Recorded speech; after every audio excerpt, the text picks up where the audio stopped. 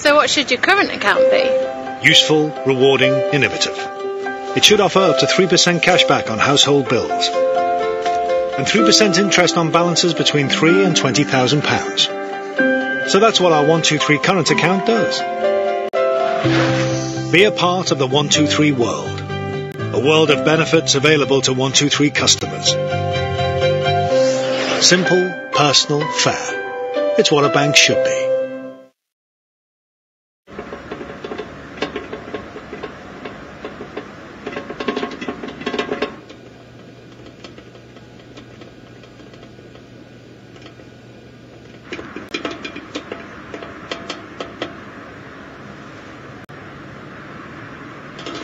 Like getting your money's worth? Well, we only use whole cuts of 100% British and Irish beef in all our burgers, including our cheeseburger. Just 99p from the Saver menu. Don't miss! Toy Story, the time forgot! The time forgot!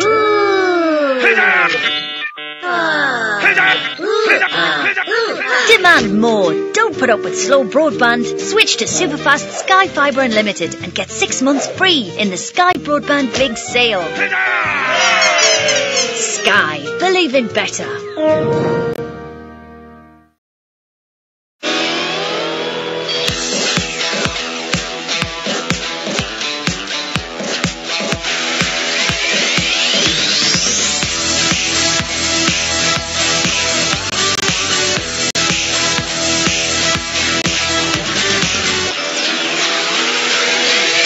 Stealing attention. The new Skoda Fabia. What car of the year 2015? Skoda. Simply clever.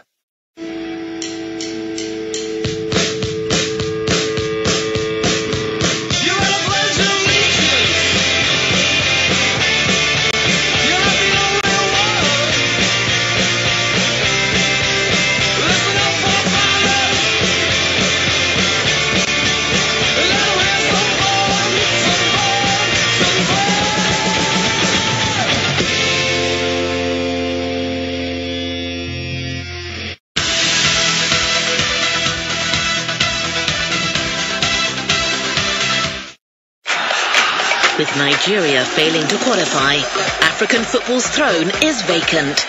But there's no shortage of pretenders out to seize it. Witness the struggles, the fervour and the strikes. The hallmarks of a new era, the rise of new kings. This evening at 5:45, the Africa Cup of Nations, with Maroon against Côte d'Ivoire, live on British Eurosport.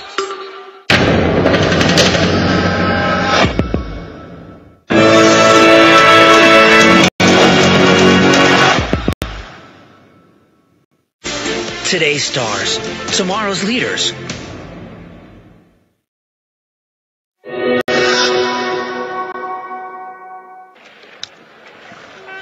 Welcome once again to Shrewsbury Placeau, the men's 10-kilometre classic race just underway. Mike Dixon alongside myself, David Goldstrom, and 92 competitors from no less than 24 countries involved in this gold medal race here. Gold, silver and bronze once every 2 years, the Universiades staged, and this is a race where I have to say that a great deal of the competitors in the lineup here are essentially university students who are racing cross-country as part of their sporting recreation program, and that's not to be dismissive of their talent, but actually as we come down to the end of the start list, they're up against some seasoned World Cup campaigners. So everybody will have their own target in terms of time and ultimately position. But what you do in a race like this, as Mike will explain a little more to you, is actually you set your target according to the time that you want to finish inside. You do, and a lot of these athletes have competed against each other. They have been at the previous Universiade 2 years ago. so they know exactly where they stand. So it really is about setting your standard. And Bat Monk, we've seen him at World Championships, the Mongolian. He's well versed in fairly major competitions and improving all the time, even though he's a very early starter with no real ranking in terms of FIS points. So they get underway. We get a check out of the stadium, which is a fairly straightforward start at 800 metres, then 3.1 kilometres, and then when they come back into the stadium, hopefully we'll get another check, because this is 2 times round, to be precise, 4,853 metres and a little bit to make up the 10 kilometres. A total climb of 178 metres. And Mike, this is at a little bit of altitude, the stadium floor at around 1,340 metres. And then they're climbing up to, what, close to 1,400. And you know what, it really does make a difference. It's borderline having quite an effect on the body. So 2 times around this, as you said, 170 metre climb each lap, so 356 in total. It's a serious, challenging 10 kilometre classic course. As you can see, it's a pretty nice day. It was chilly early on, -9 for the women's race. And the spectators who are here, not the biggest crowd in the world, but they make their noise felt to the athletes, particularly if you're Slovakian. So, as I said, 24 countries involved here. Looking at the journey, Mike, out of the stadium, so the first 500 metres gently undulating, but then we start this climbing section. You do then hit, in fact, the steepest climb at about 550, 600 metres, which goes on for well, some 200, 300 metres. Then it's undulating again before we get to just over 1.5, and the longest climb from 1.5 all the way to 3 kilometres is like one continual climb.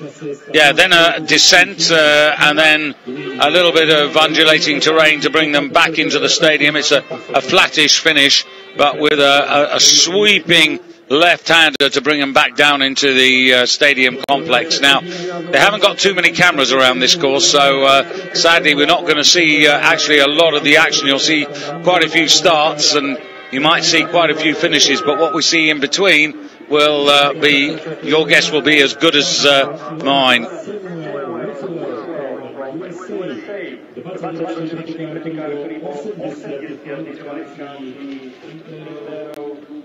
All 3 of the Mongolian athletes in the field now underway, ranked less well than some other nations, as you'd expect.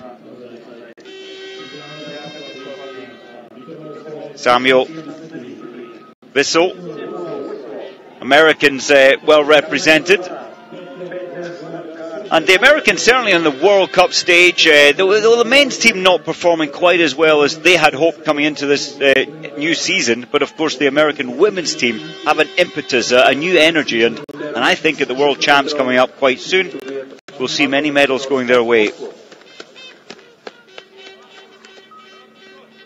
So 12 about to get underway. This is Petter Langard Solberg for Norway, so we could expect perhaps a interesting performance for him, but he's going really early, so that really is a disadvantage. And Petter Solberg, only 20-year-old, was 20 in November, so this is part of his learning journey, and in Oslo, at the University of Oslo.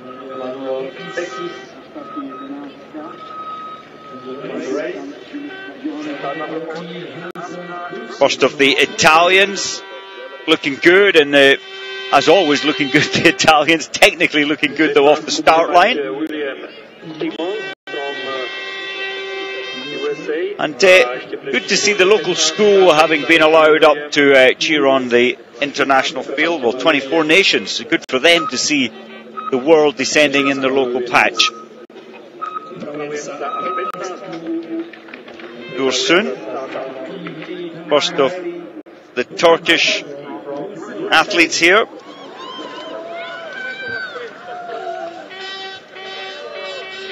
So family and team supporters seem to be enjoying the occasion. Another of the Americans, Ochansky.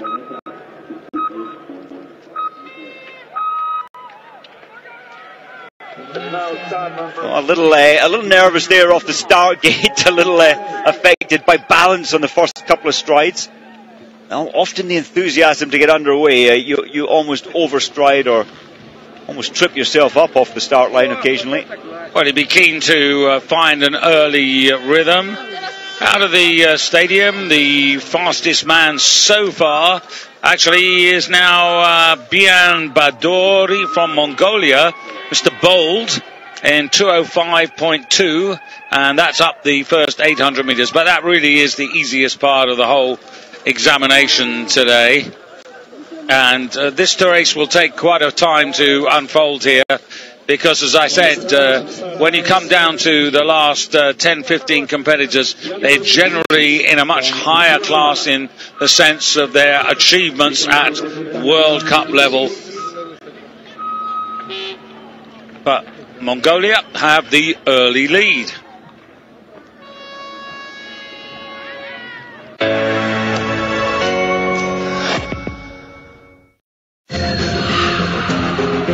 The Birdmen continue their quest for the Crystal Globes and their preparation for the World Championships in Sweden. See them fly sky high. Friday, the Ski Jumping World Cup, live from Villingen on British Eurosport. Eurosport Player is the Eurosport multi-screen service. With Eurosport Player, watch British Eurosport and British Eurosport 2 live on all your favourite devices through a single subscription. Follow great sporting events live and on demand. Enjoy exclusive content featuring a variety of bonus channels. Eurosport Player. All sports, all emotions, all screens.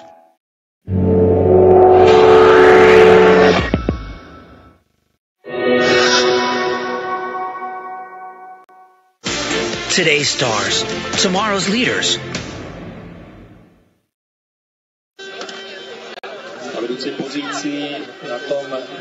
Well, Mike, I suppose you would put this down to a stepping stone. For the majority, it's very much grassroots.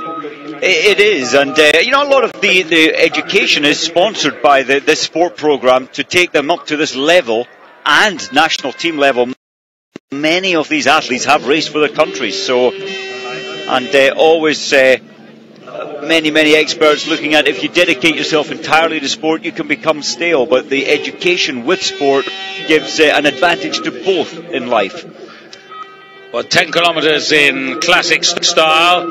It was last raced at the Universiades of 2011 in Erzurum, where the Russian Ladislav Skobelev, who was a multi-medalist, he actually won this particular title in 25:43.1. And the Japanese racer Akira Samuel Lenting was second, and Gennady Matvienko of Kazakhstan was in third place. So a bit of interest there from the Russian fans, because they've tended to make this particular event their own. The disciplines change in alternate Universiades. So in 2013 it was a freestyle race. As you see, 3.1 kilometres, and there is Zhao with the fastest time, but only for a moment, as Bachl of Austria sets a new target there. And this 10 kilometre classic race, I think, is a real test. Good gusto there for 23 going out. Yeah, local athlete, Mikhail Polako. A lot of support in the stadium, and he knows this track better than anyone else in the field, David. Has to be a little advantage, but the enthusiasm of racing at home often can outpace you. Tends to get too excited and go too hard early on in the race. Yeah, previous winners. This race over 10 kilometres, they've changed the distances from time to time, but Japan's Tonomi Otaka was a a winner of this if you go back as far as 1997. And there are plenty of famous names who've taken on this competition. These Universiades races going way back. I mean, you're talking 1962 for the first of the races, and then generally racing over 15 kilometres in the early Universiades as opposed to 10 kilometres. I have to say, David, in these temperatures, what are we, -8, -9 now? It's one of the easier days for the waxing. Of course, the waxing's so important. In Classic, you need a good grip wax. Australia, Jackson Bursell. Just a bit more of the history. If you were with us at Rybinsk over the past weekend in the World Cup, these names will be familiar. Alexei Chernusov of Russia won the 2009 individual time trial competition ahead of his teammate Sergei Turchev. So two big names who are active in World Cup. It just shows you that they bring everybody to the university. Alexander Lasutkin, another man from World Cup racing, he won in 2007 representing Belarus. And Alexander Kuznetsov of Russia was the silver medalist in that year. And Cherepanov of Kazakhstan, all three men who were involved in World Cup racing. So the standard has gone up, but as I said, realistically we're looking at really the last 15 of the start list, and those are going to be the men, I think, who are going to ultimately fight this out. Matis Yama, the Estonian.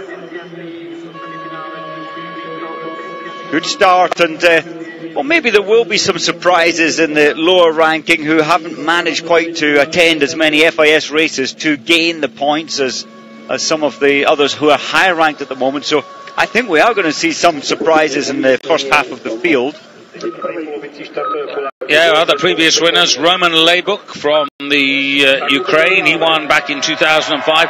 Nikolai Pankratov for Russia, the winner in 2003, ahead of the Kazakh Andrei Goldfko, who also was a World Cup racer. So plenty of pedigree, but a lot of racers here just at the moment just trying to, as I say, meet their personal best targets. And Loic Guillonnet, fastest up the 800 metre opening for France, wearing bib number 19.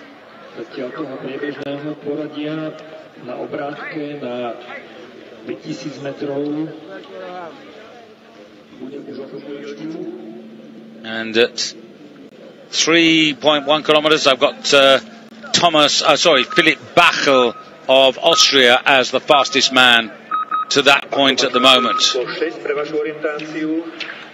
Yeah, it's just a pity, Mike, isn't it, that we don't get out on the trail a little earlier and see some of these men, so we have a contrast between their starting and their prowess on some of the climbs as opposed to the later runners. Well, that's right. And the first split time at 800 metres, yes, it's fairly easy for the first 500, but then you have the steepest climb up to that split time that we have at 800 metres. So interesting to see them dancing up that hill.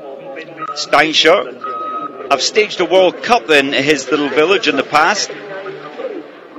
By the way, Zhao of China, he is the first man to go through 5,000 metres, but the fastest man, Philipp Bachel, has just gone through in 12:44.9, which is about 15 seconds quicker than Zhao. So the Austrian, Philipp Bachel, actually at the moment our early pathfinder. Strolia, he has been involved in international races before, so deep experience there for the young athlete. 17 in picture here. This is Janis Drusi for Lithuania. And 18 who they're focusing on now. This is Ivan Martishak of the Ukraine. And there you can see Bachel's time at 3.1 kilometres. Now these men are all ranked in their Feast Point ranking positions, so the fewer number of marks, the later starting position you get. Well, that's an aggressive start from Marshishak. It seems to have gone light on the wax, so using his double poling and single leg kicking. And here's Guignonnet in the black and yellow of France. He was showing up early as well. A lot of the athletes in the men's field opting for this double poling as far as they can into the final 50 metres over the top of this long rise. It's close, 0.5 of a second. Yeah, buckled down to third place, but these times and the leaderboard is going to change a great deal as we go through this. A lot of family and friends here. This is really very much a family occasion, brothers and sisters. Some of them racing actually in the competition together and supporting either or. The team sprint we had, of course, early in the week. That was our first race. Shakiri Zanov of Russia won that from Larkov, who is our last starter. He got the silver, and Starega got the bronze, and all three of those were involved in today's 10-kilometer race. And in the team sprint, it was the Russians again, Gafarov and Nikolaeva, who took the team sprint in classic style ahead of Shakiri Zyanov and his partner. So at the moment, Shakiri Zyanov has got a gold and he's got a silver.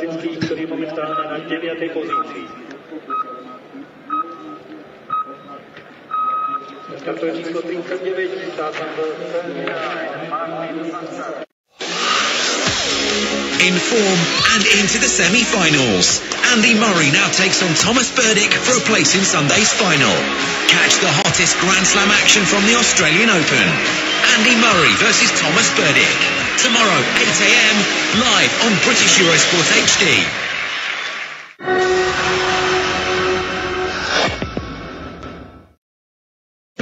Don't miss! Hurry, the time forgot! The time forgot!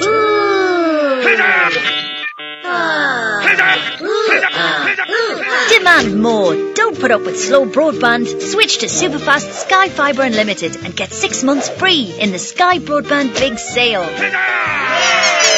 Sky. Believe in better.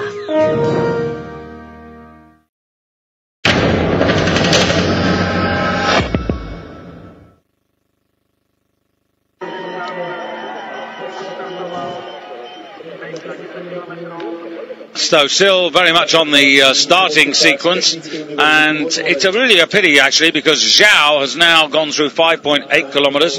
He was our starter. We haven't really seen him, Mike, and you know, really good to see some of the trails here. 41, this is Ligocki for Poland.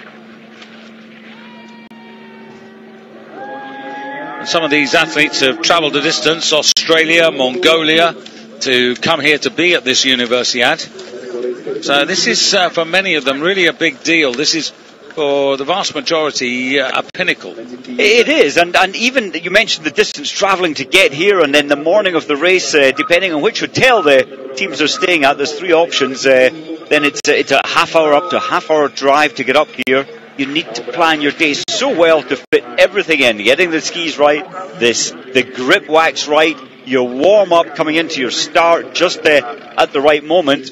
And so you have to be a very organised person to make sure all these factors fit in and you're comfortable with them before you start. This is interesting. Sun coming up here, and Sun was in second place behind Marshishak by 1.8 seconds earlier on, but look at that. And Sun has taken 13.5 seconds out of that time, so that is a really good performance. Wearing bib 27 there, just going on the continuing climb. 3.1 kilometres into it. You're just breasting the top there before a descent which drops you down to the last phase, which brings you into the stadium proper. I think, David, any 10 kilometre where you're the total climb from start line back down into finish line 10 kilometres later, where you're covering a rise of 356 metres, it really is, in terms of climb, a world-class track, this one. In World Cup, we would get more undulations, maybe less of these long, gentle climbs. Yeah, track preparation by the organisers has been very good here, and you can see the width of it here, particularly for freestyle races. We'll be seeing skiathlon and races like that before the week is out, and those sort of races, when you've got a well prepared and a wide enough track, then the opportunity for attack and counter attack, I think, is really good. And the other thing I would say about this really is that, you know, I just wonder about a lot of these competitions. I know the traditional time trial is what it says, tradition, it is the history of the sport. But, you know, in this day and age, I think to popularise cross-country skiing, really, I support the Italian view that really what you need is mass start races. And I think that some of these races, but, you know, as mass start races would be much better. And maybe if you have a field as big as this, you have to have a qualifying race, as we indeed will do at the World Championships. Yeah, or your mass starts, I think, David, you in your FIS points ranking, in lines of 10, you could easily start this race in the mass start format. 92 might be a bit big, though, to be honest, because you are using a 5 kilometre loop, and that could be a bit of traffic. But, you know, I see no reason why you shouldn't have a qualifying race, and like everything, you earn your place in the television window. I just think that it's, you know, a way of popularising the sport. I mean, we were not so many days ago talking about FIS Snow Day, which was all about encouraging people to put on a pair of skis, whether it's alpine or Nordic, or even just take out a sledge and have some fun on that. I think, you know, today that sort of mass start racing, the hunting mode, is just so much more attractive to certainly the younger generation who might be thinking about getting involved. It is, absolutely. This is the old concept of racing. It's the man against the clock, against the terrain, and it obviously lives on in Olympic racing. And I think it is the ultimate test of the cross-country skier. It's all about you, your skis, and the ability to manage your energy output properly, and of course all the skills of skiing. I also think, though, on some of these shorter distances, though, it's a better way to let the story unfold. Ironically, I think that when you get to a 50-kilometre race, actually there's more argument there for it to be a time trial in the old traditional way, because in that sense you have plenty of time to see the story unfolding at the checkpoints. But there's a Slovakian away with a big cheer from the spectators who've made it down into the stadium. And just going back a little bit to the top of the leaderboard here, Zhao has finished, but he's not the fastest. Philip Bachel in 21:27.6 is the fastest man home.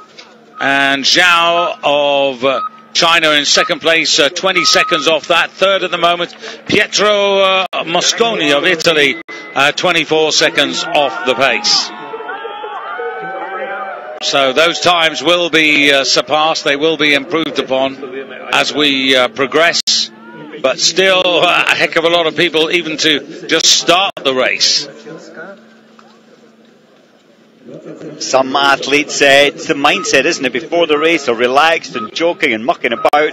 Some are deadly serious, and it does vary between each person. Some need to be light-hearted, some need to be ultra-focused before the start. Gilberto Panisi for Italy, really good start up the first slope, so to speak. 1:57, exactly, just 900ths off the leading pace, so he wears bib number 45, just about halfway through the field. 53 now. This is Vegard Antonsen. I guess because he's Norwegian, we will have perhaps higher expectations of him. And, you know, from anyone from Trondheim has done a whole lot of skiing in their life, and that is where he studies. Great clubs, great support network, and so many good coaches up there.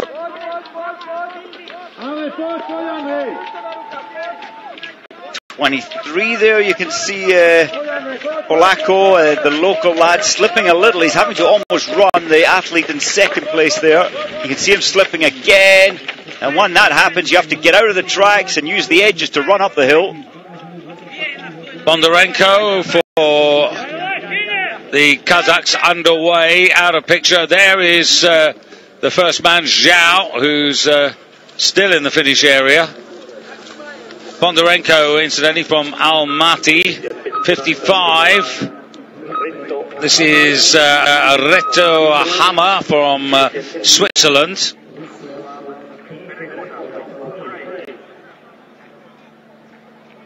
Reto hails from Maglingen at the Federal Institute of Sport. He's going in 2 races here. He's targeted today's race, and he competed earlier in the week in the sprint, ended outside the top 40, so didn't actually qualify for the top 30, the final stages. And 56 away, Mike. Yes, well, Ukrainians, when you talk about Ukrainians, they're well versed in their classic skiing, and they're well supported in their university program to give them plenty training time, and often international time away as well to represent their country. About to start Malishev for Kazakhstan. All the Kazakhstan boys really from Almaty. Wrapped up, as you can see, still pretty chilly. It was a -9 start for the women earlier in the day. And Almaty is their main centre. Of course, it was the original capital. Now the capital's Astana. I've never been there, but people have said don't go there. It's -40 at this time of year.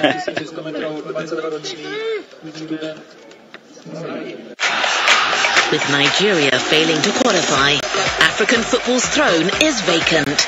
But there's no shortage of pretenders out to seize it. Witness the struggles, the fervour and the strikes. The hallmarks of a new era, the rise of new kings. This evening at 5:45, the Africa Cup of Nations, with Cameroon against Cote d'Ivoire, live on British Eurosport.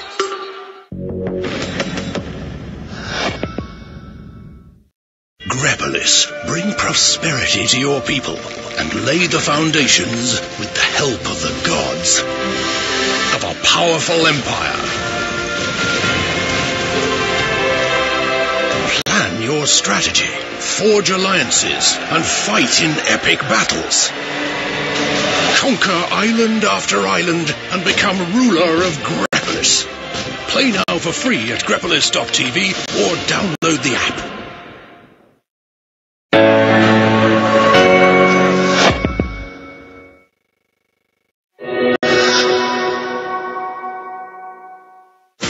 Today's stars, tomorrow's leaders.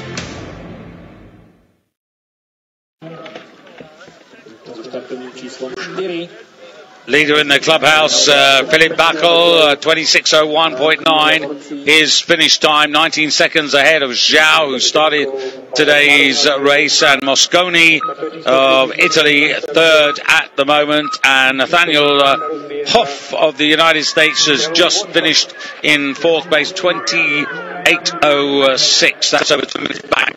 So at the moment, working our way, 74 there from Austria, just getting the transponders fixed on, and 62 about to start. Philip Bellingham from Australia. Interesting character is Philip, and ahead of him Callum Watson, both accomplished cross-country skiers, and both have taken part in the Tour de Ski. Maybe not finishing it, I know Callum has it, but Philip writing an interesting blog on his journey during the Tour de Ski, because in terms of finance they have nothing, and his journey to get to Oberhof was an interesting one, and buses, trains, taxis, and trying to live cheap as well. So well done to both of them for keeping on fighting and doing so well. Huang for Korea also took part in the sprint earlier in the week, but was way down outside the top 60. And a lot of these students are really at the beginning of their academic life at university, as much as this young man who's just started was just 21 years of age, and this is Olex from, well, Fairbanks, so Alaska.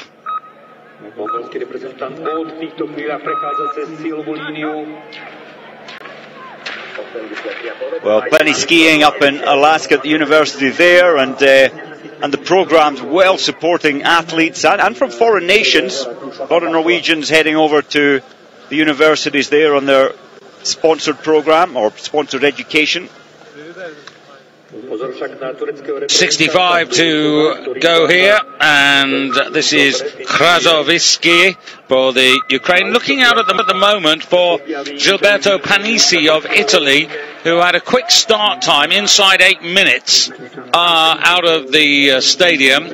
As we go back to the finish now. Yes, sorry, you mentioned Panisi. Yes, still in second place, only 0.2 of a second behind at the 3.1 kilometre marker. Yeah, we haven't seen him. That's the we need to see him actually as these two come through. And Gurstan for Turkey, 3.4 the advantage to go into first place. That's not bad for the Turks. The Turks, of course, who hosted the Universiades at Erzurum, out in the eastern part of the country in 2011, built some really nice new facilities out there. It's really very different there. It's a sort of treeless set of mountains. And very high as well. Yeah. They'll be happy that we're only, just under 1,400 metres there. It was 1,700 in Erzurum. Jakub Kurac for the Czech Republic underway.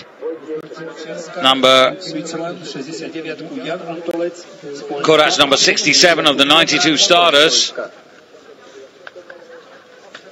So Panisi would be nice to see, actually, particularly if we catch him either going through the stadium or up to 8.1 kilometres, where that's an interesting point, because it's the second time around and you're getting to the top of that long, long climb. Basquiat from Switzerland. Well, if he could ski like Dario Cologna, he'd be some way ahead of the rest of this field. And an inspiration Dario Cologna is to any and all cross-country skiers in Switzerland. It's been a long time since there was a Swiss athlete at the top of the field, back to the mid-80s in terms of best World Cup racers. First of two Polish athletes to start their challenge.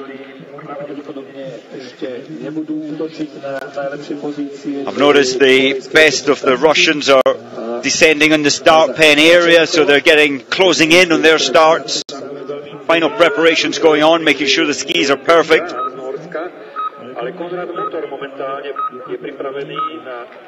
Yeah, at the moment things pretty stable. Just looking back up at 3 point. Actually, just going to go up to the finish here. And Marcisak, now that is, I have to say, a disappointment, and that shows actually that Dursan's run was that much better, but Marcisak, actually, who showed up early, has actually lost time, or that Turkish athlete, who we only saw in the finish there, has really made time. He's certainly done well on the descent from that 2 kilometre marker. And again, you've to decide, do you want good grip, great grip on the skis, which helps you on the uphills, but they hold you back a little on the descents. It is a fine balance getting the grip wax just right. Yeah, just looking at Marcisak, yeah, consistently losing time, finishing off, at the end there, some 16 seconds back behind Josiak. Interesting, he lost about 9 seconds. This is Marciak from the last 1900 metres in the run down to the stadium. 73. Ishikawa. Now this could be interesting. Kentaro Ishikawa this is a very capable cross-country skier. And you can see already finding good rhythm with the poling going out there. That's good in terms of energy management. Efficiency through all moves. It's about trying to conserve as much energy. It's 10 kilometres. They'll burn off in the region 800 to 1100 calories over the journey. And it's about managing that energy output as best you can.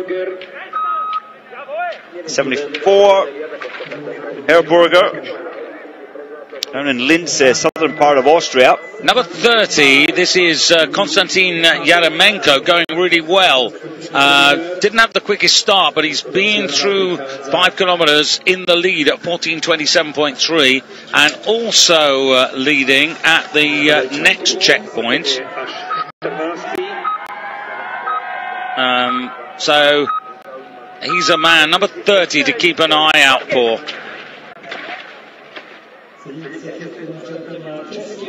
Well, the lead time, David, at the moment, of course, is Dursan from Turkey, and I think he's done so well today, but at 25:58, I'm quite sure we're going to see that time destroyed by even up to a minute and a half. Yeah, so you're thinking a 23:30 finish. And Marchenko of the Ukraine going in there. The Ukraine actually got quite a strong squad here, and Dursan's time now bettered. I think that shows the performance from the Turkish athlete is absolutely brilliant. Now, Starega already with a medal in his pocket, the bronze medalist from the freestyle sprint. He's quite useful in terms of classic as well. And he was also 7th in Val Muster this year in the sprint freestyle race there. But he has got classic form as well. Often in the sprint races, and it's about experience. He hasn't had so many at the going into semi-finals and finals.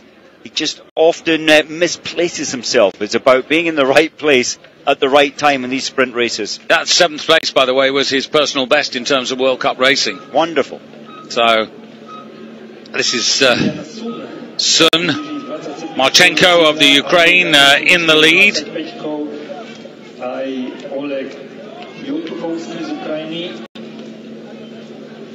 Marchenko, quite young, only 20 years of age, so good performance from him.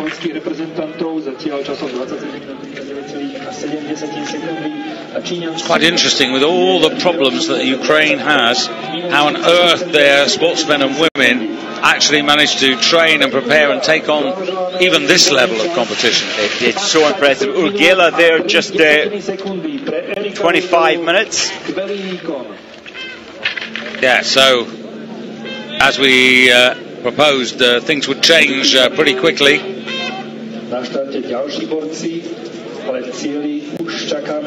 30, this is the man I was talking about, Yaremenko.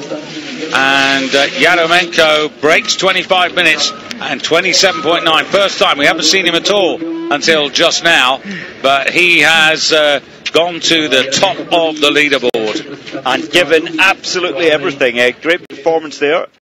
And there's his teammate with a higher ranked number. Yeah, and 12 seconds up, so that's a pretty strong start. But again, it's a question of measuring your energy over these 2 rotations around this essentially 5 kilometre loop.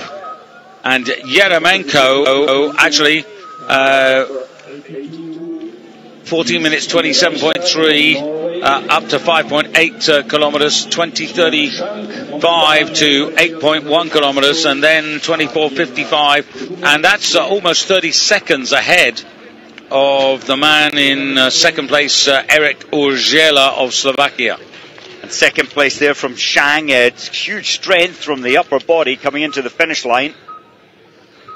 Yeah, so once again the order changes momentarily. Blink and somebody else will come in and take your position. But look at the storm gathering here, the Russian tracksuits, and these lads are going to set new times without a doubt. New best times, that is.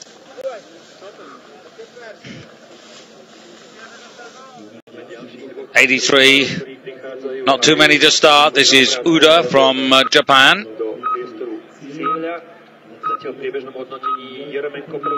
Šang Číny druhý a Erik Gurgeová stále na třetí pozici.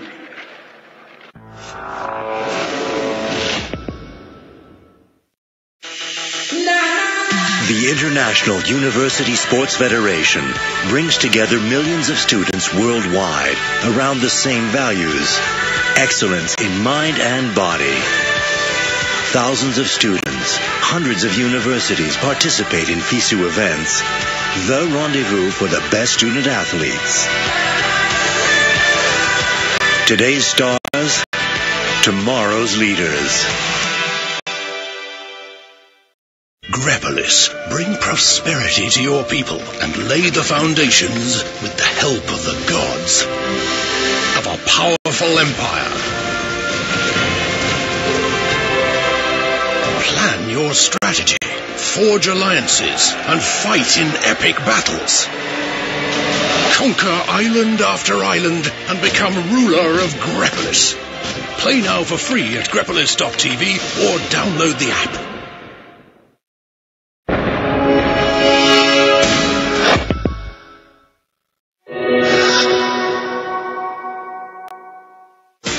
Today's stars, tomorrow's leaders. So nearly everybody underway, but there is the state of play for those in the finish there. Yaremenko of the Ukraine, Shang, who's just gone into second place moments ago, and Uzhela of Slovakia now in the bronze medal position. Sun of China has just been pushed off the podium. But now, Mike, we're really at the business end of the race here. You talked about the Russians, but before that we've got Miyazawa, Hiroki Miyazawa for Japan. Not without a chance at the podium, I don't think, this man. But he's got an awful lot of Russians to contend with. But he's going to run his own race here. And just he's got an outside chance at the podium, I think. Well, I think he has. And the focus and the determination on his face, in a sense, is a little unfortunate that you have those five strongest of Russians behind him. It is an advantage being given split times of the athlete ahead of you. You can almost bring a little bit more, a second more out of your performance if you have to pick that up. Koliev starting out nice and controlled, not wanting to expire too much on this flat 85-90 meters. Russia's number 81, that's Valery Guntar, has gone out of the stadium in 1:55, which is the quickest time so far. And Andrei Feller, well, he looks cold. Comes from Siberia, should be used to this. Third, in fact, 2 years ago at the Universiades Games in the 30-kilometer freestyle. So he's used to the podiums. And third, actually, in a national race on the 28th of December back home in Russia, where all of the best Russians were there. He's a class act. So just trying to pick up on some of the other men. Krasovsky of the Ukraine going well at 5 kilometers, 11:56.1, and he's quick at that point. So he could come into the reckoning for a while at least, but it just depends on how efficient these Russians are. But if you're a competitor today, you must be fearful of these guys.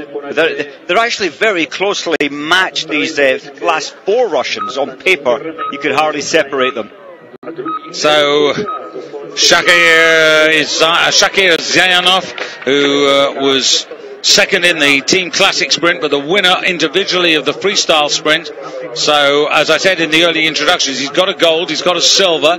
What's it going to be today? And the last man to start is certainly a class act, and that's going to be Andrei Larkov, a man who was in the Tour de Ski this year, finished 24th overall, and took a silver medal in the sprint behind his teammate.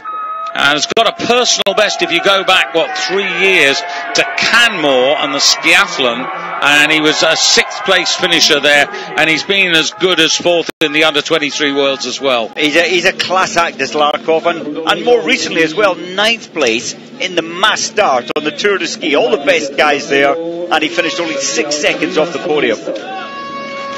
41 just finishing. That's Lizochski for Poland.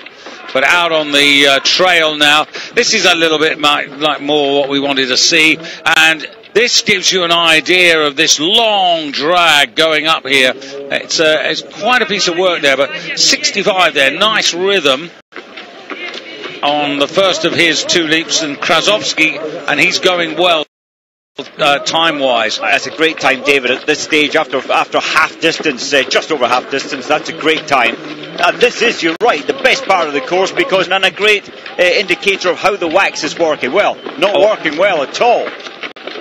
5.8, actually, you can see there, that's a pity, because all those little slips and slides cost you a second or two. And the advantage, though, is that the skis will slide, will be a little faster on the descent, so he's not down and out of the situation at all at the moment. This is Kaupinen of Finland coming home, and no clock to indicate where he is, so apologies for that. And we'll try and check that out for you, but at the moment we haven't got any times for him. Well, you can't give more than that. He gave absolutely every particle of energy that he had left across the line. I make him about 17th at the moment across the finish line.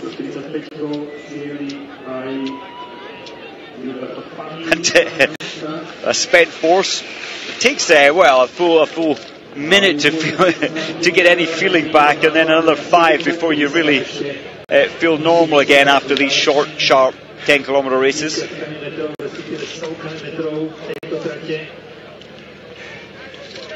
Not quite sure what indicating his head is all about there, but maybe he was saying, well, it's all about the head, and maybe he didn't have a good wax and he just had to push his way through his arms to the finish. Well, it is a mental as well as a physical test. We know that well enough. It certainly is. Kim crossing the line, Korean. Well, very relaxed double poling action there from our Norwegian. And this is up quite a steep hill, but being caught already by the Japanese athlete. Yeah, leader who started, 30 seconds behind him. Now, great strategy there just to slip in behind a faster athlete. A little bit of a slip streaming down this descent, which is coming up. 70. This is Konrad Motor from Poland. Not comfortable at all. This is not a pleasant journey. Look at the power, the strength going through his ski poles, which takes weight off your skis in a sense. Now he's doing that because the skis are not getting a good grip up the steepest of climb. His technique is managing the situation very well. But it is this hill is about 23% in terms of steepness. 46, Tony Escher, double poling like mad to the finish line.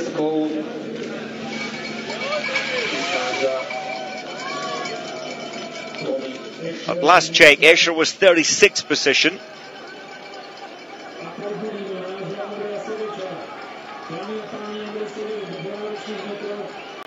Royo, good to see a Spaniard, but quite well ranked in the field.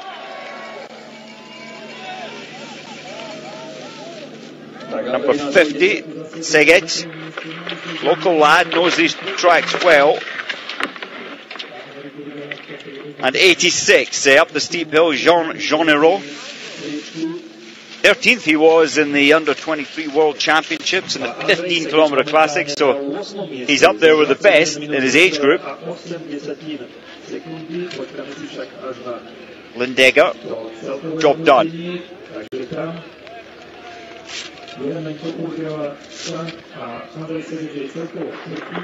Now the big names or the big stars or the fastest athletes now coming up the climb. Nikoliev.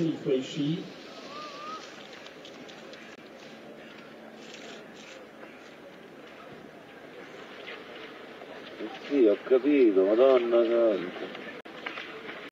Koliev just now using his wonderfully relaxed but long levers to power his way up this gentle climb, picking up the pace now, asking the athlete ahead to move, which they have to do on first call if possible. And then into this wonderful, long-reaching, typical Russian classic style.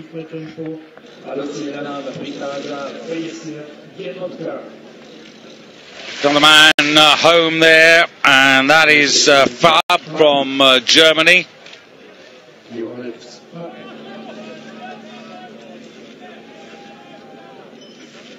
Bondarenko attacking every millimetre to the finish line, as you'd expect. Well, apologies that there are no clocks or graphics on this. It doesn't make life easy for either you at home or us to give you the performances from this.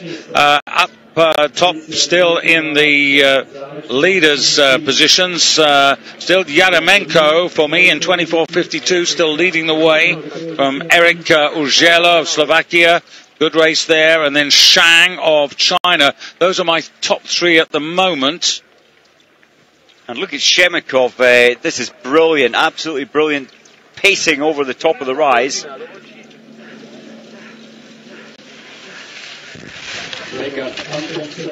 And 57 coming into the finish here. Malishev. Now, Malishev was certainly one of the faster performers, and you can see by 19.3 seconds into the lead, and Kazakhstan have got the advantage. So we'll give you the splits on his timing very shortly when those are confirmed. But Malishev now, looking at his position, he started very slowly. He was only 33rd fastest of those going out of the stadium, but then really sped up, going up the climbs. 24 minutes and 33.5 for Alexander Malishev, the finishing time ahead of Yaremenko to silver, Urgela to bronze, Shang off the podium, the Chinese athlete. Look at Valery Gontar. Yeah. The stride was long, David, but as the hill gets steeper, he's going to have to adjust that, or he's going to slip his way up this hill. He's adjusting it now, a slightly shorter stride base, keeping the hips forward, so you maximise your weight down through the ski. Class, high standard technique. Now he's back to the sliding the skis through the hips, through the knee, as far forward as you can. Yeah, Gontar, that's a really good thing, and we picked him out a little earlier on, making a positive start. And yeah, third out of 800 meters, third after 3.1, leading at 5, leading at 5.8. And that's a very positive start. And he looks at the moment as if he's going to set a new time. And another man, just to note, the Finn Aku Nikander, who was involved in the team sprint, actually just looking at the difference between Gondar and Nikander, some 32 seconds the advantage to the Russian at the moment. But another man to watch out for is Takasuga Uda of Japan. In relation to Gontar, 13 seconds down at 5 kilometers. Sounds a lot, but and it is quite a task to pull that sort of back with only one rotation to go, but interesting. Larkov, fastest man, up 3.1 kilometers in 7:32. Well, I think that was a bit predictable, really, Mike. It was, but Miyazawa is almost matching him, and you said the Japanese athlete, real podium potential. He certainly started so strong. Well, it would be wonderful if we could get a Japanese cross-country skier on the podium. Big boost for their system and their team, and as a number of athletes trying to get in, at least inside the top 15 at this stage. Shakirizyanov, by the way, the difference between him and Larkov, 6.6 seconds at 3.1 kilometers, the advantage to Larkov. So Interesting there. Andrei Feller of Russia, only 2.8 seconds behind Larkov. So the battle is beginning to take shape now. It is, and Jean Hirault, I thought he would place top 10 today. In fact, I think he could still place top 10 today. He's that caliber of athlete. Let's have a look at him up this hill, though. Is his wax working well? Always a good indicator of the outcome. Yeah, this is the easy part out of the stadium to 5.8. So you can see here, this is relatively gentle. But after this, now this is where this steep climb really kicks in. Oh, it does. And plus 21 seconds back to Gontar. Now this is interesting, isn't it? Now 13:36. Now where is Miyazawa? Yeah, 4 seconds. It's good. It's not bad. It's in that bracket there where he needs to remain. This steep climb they're going out on is going to be crucial as Frenchman leads these two home. This is Hamoraki and goes into second place. And you can see the leaderboard has changed. You can see the tracks coming into the finish area, David. They're becoming a little bit glazed, and that's why, as the race has progressed, we're seeing more people slipping on the steep uphill climbs. Different conditions now to when the race started. So Krasovsky of Ukraine, from France, from Kazakhstan, the 1, 2, 3.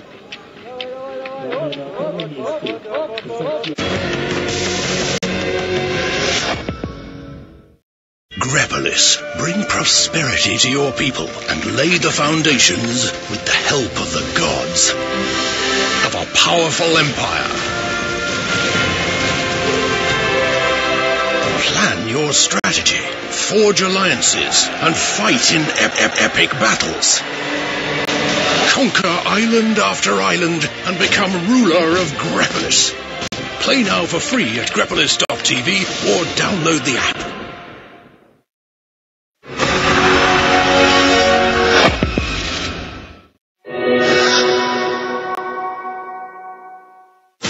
Today's stars, tomorrow's leaders.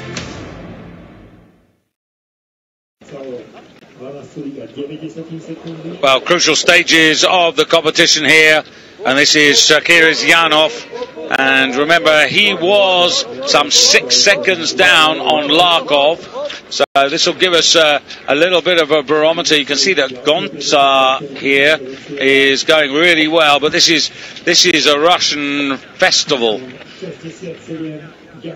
I'd expected to see, oh there he is, Larkov. I thought Larkov would be closing down a little more quickly, given his very fast start.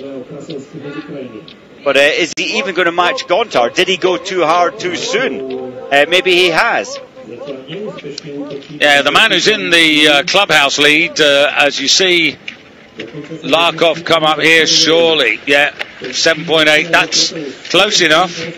It is close enough, but I'm surprised. I thought he would try and ride with his advantage from the first split time. Well, the Ukrainian who leads paced himself very steadily in the first 5 kilometers, and that may be Larkov's plan as well. Incidentally, I'm talking about Krasovsky, and he missed out in the sprint. Ultimately ended up being ranked 29th, and currently leads the 10-kilometer classic. 70 coming home here. This is Motor of Poland, and into the top 10 for the moment. Well, I did think we'd see a finish time, David, within the 23 minutes. We might actually still achieve that.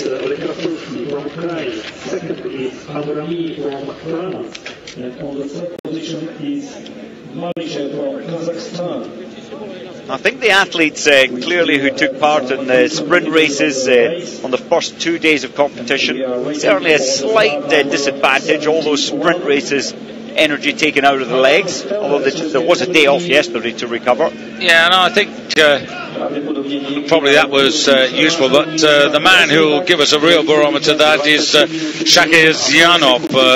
because he did both the sprint individually and the classic and ended up with medals. 72 coming home. This is Sato for Japan. And as you can see, well over 25 minutes. And it's lovely to see these guys, but it would really be nice to be out there with the Russians on the trail, I have to say. No disrespect to these guys, but I think by trying to finish everybody, Mike, we're missing out on quite a lot of the important action. Well, there's Uda coming through now. Good indication the skis are running well for the Japanese. Miyazawa. This is Ishikawa. So the leaderboard still showing Krasovsky of the Ukraine ahead of Hamarui for France, and then Malishev for Kazakhstan. But 10 seconds separating the top three. Yeremenko, who was leading for the Ukraine, now off the podium. Urshela of Slovakia in 5th place. Shang of China in 6th. And then Bondarenko of Kazakhstan in 7th. And Stadlover, Louis Stadlover, who must be the young son of Alois. Yes, the great sporting family. His sister winning the under-23 World Championships last year. A wonderful sporting family. And his father, obviously, winning medals at World Cup back in the early 80s. Now, Miyazawa with a little more than 1,900 metres, couple of kilometres to go here. And remember, he was behind Gontar by, what was it, about 4 seconds, wasn't it? The last time we saw him at 5.8. So coming up to Gontar's time, he's the second of these two. Yes, it was 4 seconds earlier down the track. That was the Frenchman. Unfortunately, that was the irrelevant split, Biddy. I'm sorry to say that about the Frenchman, but we wanted the split there for Miyazawa. Well, there he is. Let's see if that's come through yet. It was 4 seconds. And Starega, already a medalist at this Universiades there, and outside the podium positions.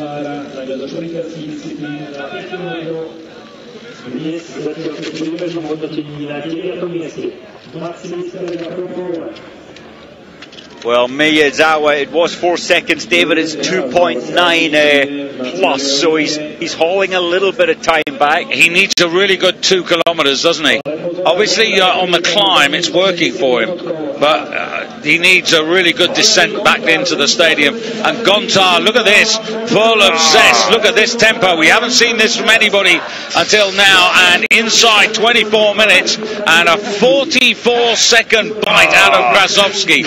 Now, that is a different part of the world. That's a different planet in terms of racing, and he pulled a lot of time back in the last 3Ks.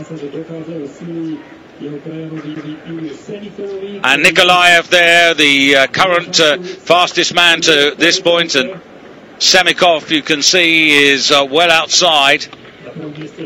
Would just be great if Miyazawa could really lay down a time. You know, there's just a chance, you know. He might just have a chance of getting onto the podium.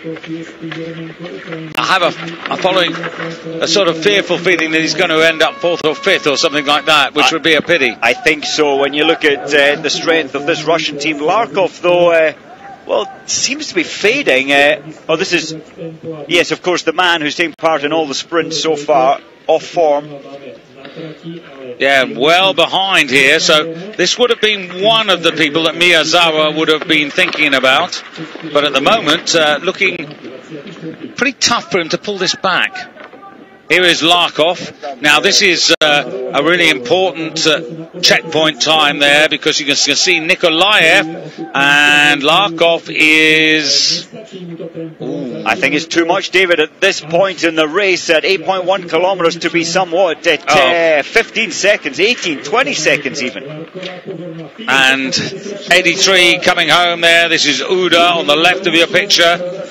And 84 on the right, that's Veliko for Kazakhstan. That's a good performance. 14 seconds off Gontar. You know, that might just stand David as a silver medal by the end of the race. He's picked up a lot of time in the closing stages. Yeah, he's been involved in plenty of World Cup action as well, Veliko.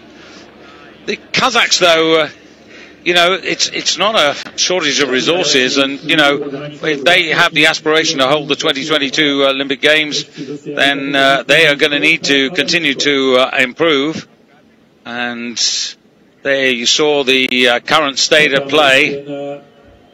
Veliko skiing so like his national level teammate Polterainen. The classic style is brilliant. I know he's trained an awful lot with Polterainen. So Gontar of Russia, we know that Nikolaev is going really well.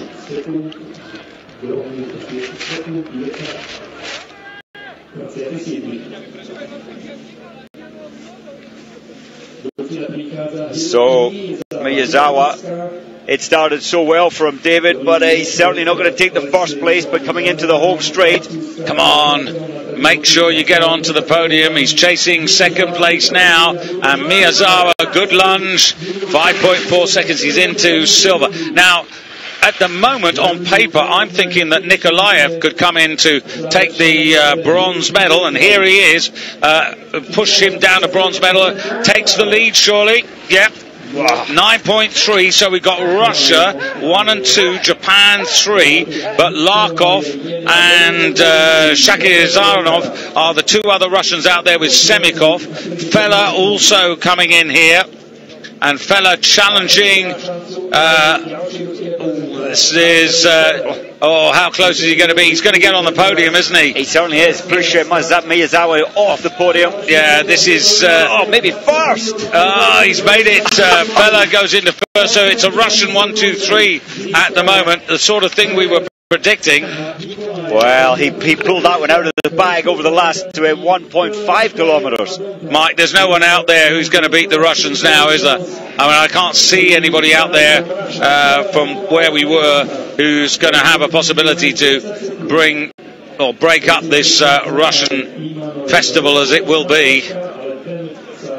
Royo coming in, and well, he'll make the top 45, possibly top 50 now. I'm just wondering if Larkov, the Tour de Ski, those intense 7 days of racing over 9 days, has that affected his form? On paper, he was the strongest into this one. Shemikov. Well, no podium for this Russian. No. Miyazawa's going to be fourth, isn't he? I think so. Oh, that is, but so close. Yeah, but it's not a medal. That's the point. That's what I was hoping for him, because you know that would have been fantastic. You can see they're sitting there in fourth place, and bar a disqualification, which is most unlikely, that's where he's going to stay, because he's actually taken Shakirazanov's scalp there.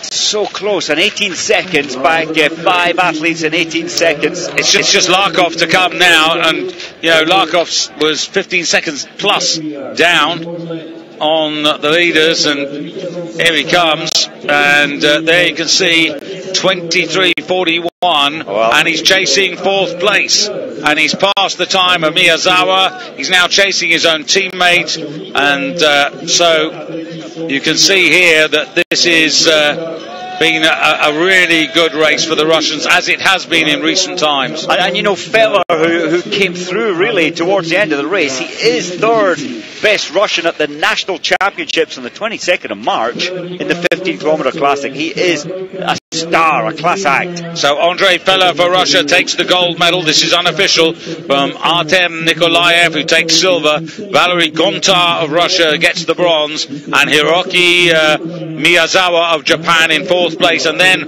another Russian, Shakirizanov, in fifth place here before the first of the Kazakhs, Veliko. And the spread between the top five, 24.3 seconds. And if I look at Miyazawa, he missed the bronze medal by 5.4 seconds.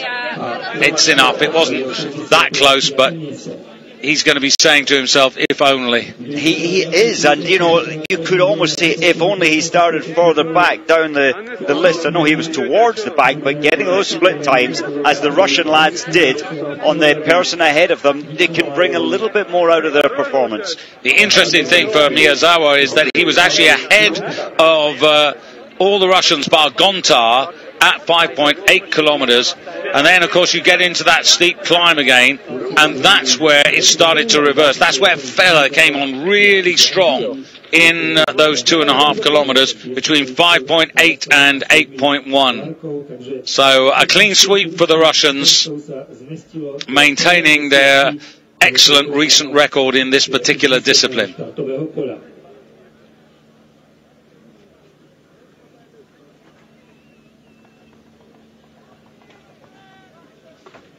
So as we look down the list there, you can see these are pretty big time gaps, but many of these men will have made a personal best. And I apologise for them being so quick if you're trying to spot your favourite.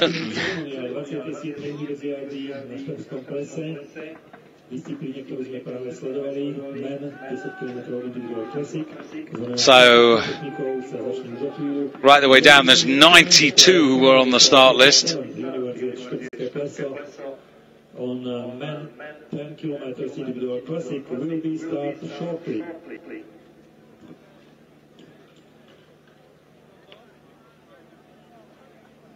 Not quite the final page. Yeah, but a big spread of ability. Now, coming up on Eurosport International, it's the women's pursuit, and Patrick Winterton, your host for that. So stay with Eurosport International, because that's coming up now, and in Antholz? Or in Orsby. Osbury, yeah, of course. I'm getting confused from the weekend. Osbury, down the road from here, and the women's pursuit. Yeah, great venue down in Orsby for the biathlon, and again, it's really in the men's race earlier about the Russian team again. Such a strong team in cross country and biathlon. Well, it actually went to form, this race. I hope you enjoyed it, and a little bit of the cross-country track.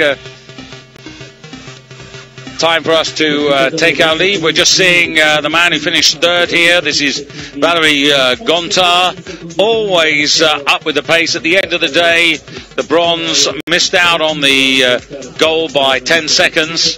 And the man who took the silver medal, and this is Artem Nikolaev, and he is going to be feeling a bit sick because he only missed the gold by 0.08 of a second. And at 8.1 kilometres, he had the lead over the man who ultimately came through to take the big prize, and that's Andre Feller, who, as I said, it was the last 1900 metres in which Andre Feller secured gold. Well, that's it for now. From Strebsky Placeau, from Mike Dixon and myself, David Goldstrom. Bye-bye.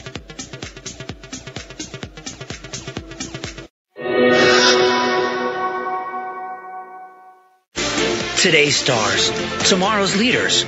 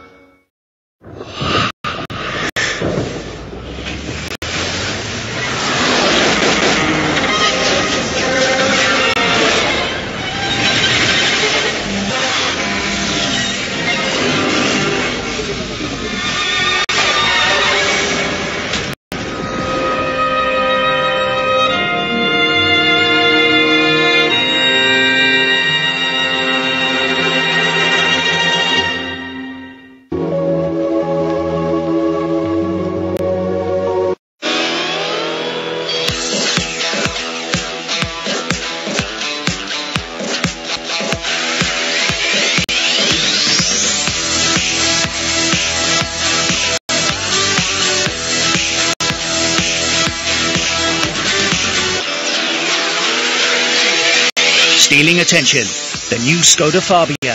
What car of the year 2015? Skoda. Simply clever.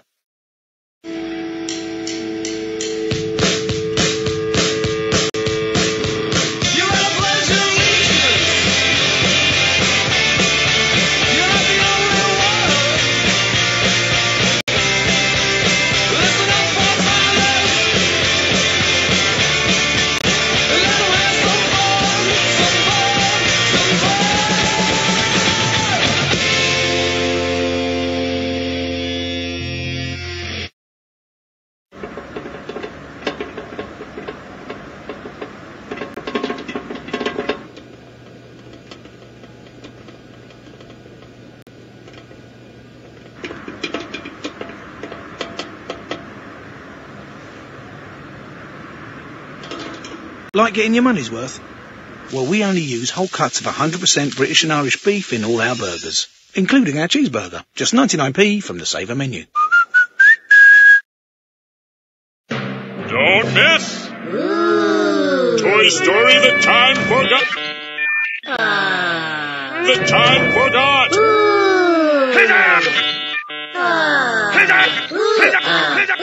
Demand more. Don't put up with slow broadband. Switch to superfast Sky Fibre Unlimited and get 6 months free in the Sky Broadband Big Sale. Sky. Believe in better.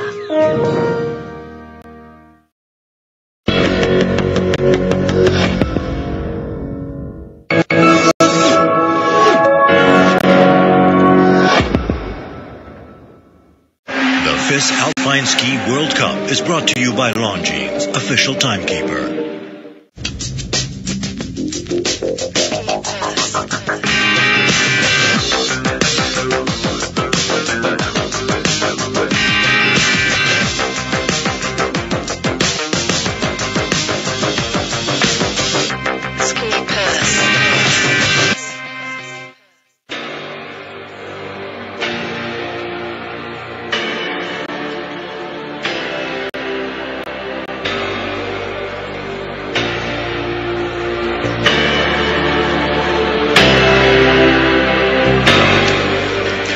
Hello and welcome to the first ski pass of 2015.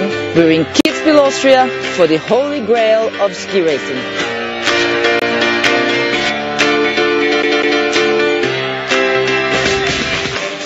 The famous race course this side is not the longest, it's not the fastest, but it is the most dangerous, demanding and most difficult downhill course in the world.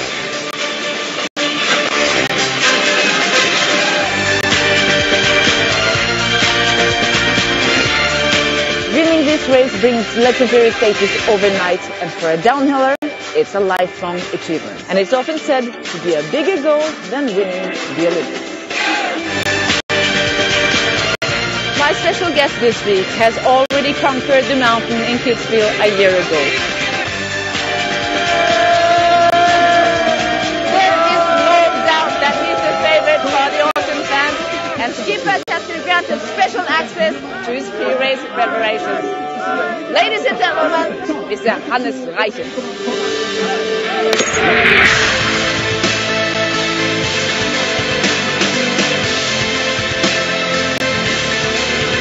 Hannes Reichelt became one of the lucky few winning in Kitzbühel last year. 2 days later, forced to undergo back surgery which put him out of the Olympics and destroyed his dream. But he came back in the Super G in Beaver Creek in December. And then, of course, after his downhill victory in Wengen, he was hot favourite to take the Kitzbühel title. The most difficult parts in that downhill course, and also the most dangerous. Mausefalle, Steilhang, and the horseback country with Tutorial. Yeah. I'm thinking, okay, you have to go there on the limit on the race day. From one training to the next training and to the race day, always going more and more on the limit. That's the way I have to do, because I know a small mistake can cause a big crash. so focus 100%. You're more silent and on the start, not so much talking with the other guys. So the other guys are feeling the same, so nobody is talking, and the energy on the start is different to the other downhill courses. Focus and concentration are the key words as the skiers make their course inspection.